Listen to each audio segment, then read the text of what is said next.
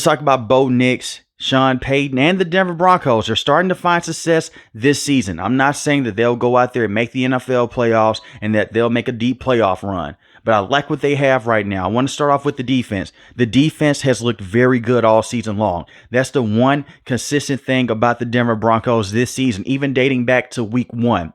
This defense has come out to play, and give Vance Joseph a lot of credit. This is one of the best defenses in the NFL. Yes, the personnel is there, but he has these guys playing with their hair on fire. And if he continues to keep up a job like this with this defense, he may be a head coach candidate in the near future. I know that he was a former head coach for the Denver Broncos, and things did not work out because of the fact that they did not have a quarterback. But when you look at Vance Joseph, look at how he's using Patrick Surtain. And Patrick Surtain has been one of the best cornerbacks in the NFL since he was drafted by the Denver Broncos. You have Jaquan McMillan, was a very good player in the nickel last season. He continues to be a very good player in the secondary this season as well. Zach Allen is a very good pass rusher, one of the most slept on pass rushers in the NFL this season. Nick Bonito had a strong season last season. He's carrying it over to this season as well. Jonathan Cooper is a very good linebacker that can flip his hips back and play in coverage and can also put his hands down and get after the quarterback. That's what he is mostly known for, by going back there and sacking the quarterback on a consistent basis.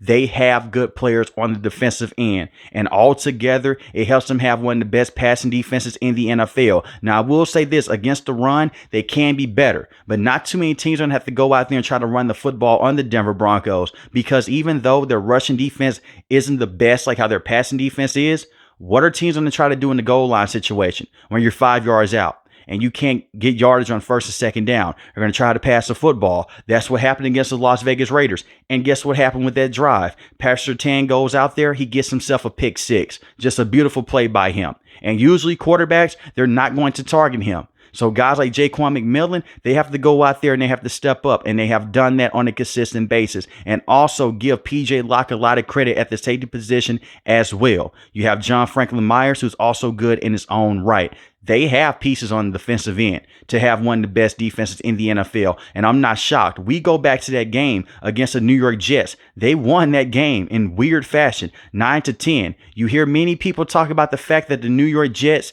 that the kicker missed a kick in that game because of the weather conditions. The Denver Broncos kicker also missed a kick as well. And they won that game 10-9. They won an ugly football game. We go back and look at what happened against the Tampa Bay Buccaneers. Granted, they dealt with a lot of injuries on the defensive side of the ball. They went out there and they did a phenomenal job against Mike Evans, Chris Godwin, and Baker Mayfield. And that's been one of the best offensive units in the NFL. You also look at what happened against the Raiders.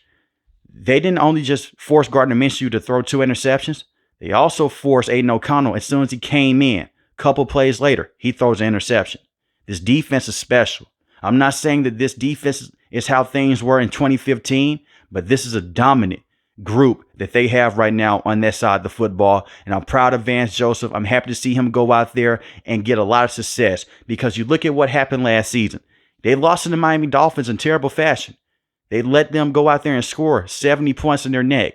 And it wasn't all on Vance Joseph. It seems like Sean Payton had lost the locker room. But from that loss, this team has been in a better situation moving forward. And the defense got better on the back half of last season. And they're carrying it over as well.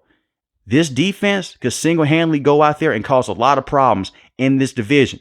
And we saw what happened last week as well against Justin Herbert and the Los Angeles Chargers. It sucks to lose that football game, but they were battling back in the second half. Speaking of battling back, I got to give Bo Nix a lot of credit. I had a lot of harsh things to say about Bo Nix and Sean Payton 2 weeks into this season, and I still have a lot of questions. Who we're going to go out there and help out Bo Nix long-term at the wide receiving position besides a guy like Cortland Sutton? But we've seen Troy Franklin go out there and get more comfortable in the NFL with Sean Payton. He's trying to scheme him open just a little bit more. You have guys like Lil Jordan Humphrey. Can he go out there on a consistent basis against elite level competition? Can he be a consistent target for Bo Nix? The one thing that's very interesting with Bo Nix, he was the leading rusher against the Seattle Seahawks and against the Steelers as well. But we've seen the run game go out there and be very inconsistent with Javonte Williams and also with Jaleel as well. As long as they can help him out in the rushing department and he can work off of play action and he can get the football out quick on some screen passes, Bo Nix will be okay. I'm not saying that he's going to be their franchise quarterback for the next 10 plus years, but Bo Nix has looked better. Yes, he is struggling to throw the football deep down the field on a consistent basis. For one, he's a rookie. For two, this is not the ideal situation for a rookie quarterback to be starting in because of the lack of weapons that they have. And part of this is because of the ownership.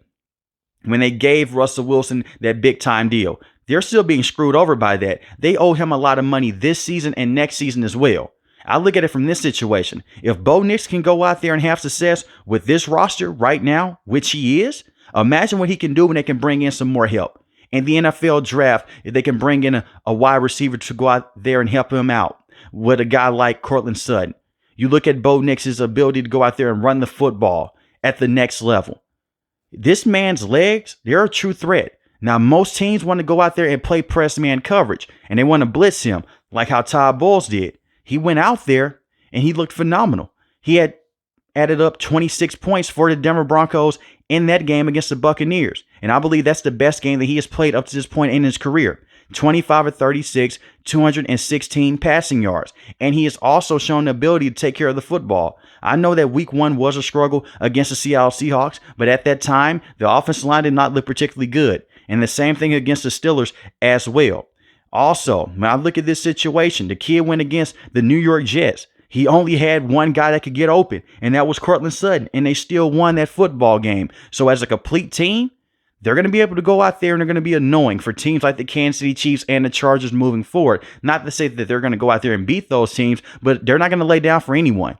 And we know that Sean Payton is one of those head coaches. He's old school. He's going to go out there, get in the quarterback's face. But you've seen more Bo Nix get frustrated with him at times. And it's just basically basic pander from a quarterback to a player. That's what it is. Nothing more, nothing less. It's not a situation like how it was last season with him getting in the face of Russell Wilson on a consistent basis. You also look at what they did against the Las Vegas Raiders. They beat that team 34-18. It's a lot of good things about the Denver Broncos, but I will say this. I'm worried about the wide receiving position for the rest of this season because they can't go out there and make a trade to bring in a veteran that has a high contract because the cap hit by Russell Wilson. And I understand that this was a situation that they had to deal with in the past, but it's still hurting them right now. But it's very fun to see Bo Nix go out there and run around and make crazy plays and get the football to guys like Courtland Sutton and his college teammate Troy Franklin as well. And also see Javonte Williams go out there and have a strong game like how he did against the New Orleans Saints because he hasn't been the same explosive running back that he once was before he tore his ACL a couple of years ago. And the offensive line has played better. I will say that. And they have invested a lot of money in this offensive line over the last couple of years with guys like Quinn Miners, also with Ben Powers and Garrett Bowles as well. They did lose Cushenberry to the Tennessee Titans, but Cushenberry right now does not look good for the Tennessee Titans at all. So I do feel like this. The Denver Broncos, they're going to be okay. This is one of those years you just want to see something from the quarterback position because it's been bad play for so long since Peyton Manning went out there and retired. Yes, you had Russell Wilson. He looked solid last season with the 26 passing touchdowns to the 8 interceptions. But at the end of the day, it didn't work out with the trade that you made to bring him in. So seeing a guy like Bo Nix that you drafted in the first round, to just see him go out there and just look competent from week to week, it's a great sign to see. And not every single game is going to be pretty because of the lack of weapons at the wide receiving core. But Courtland Sutton is a very good wide receiver.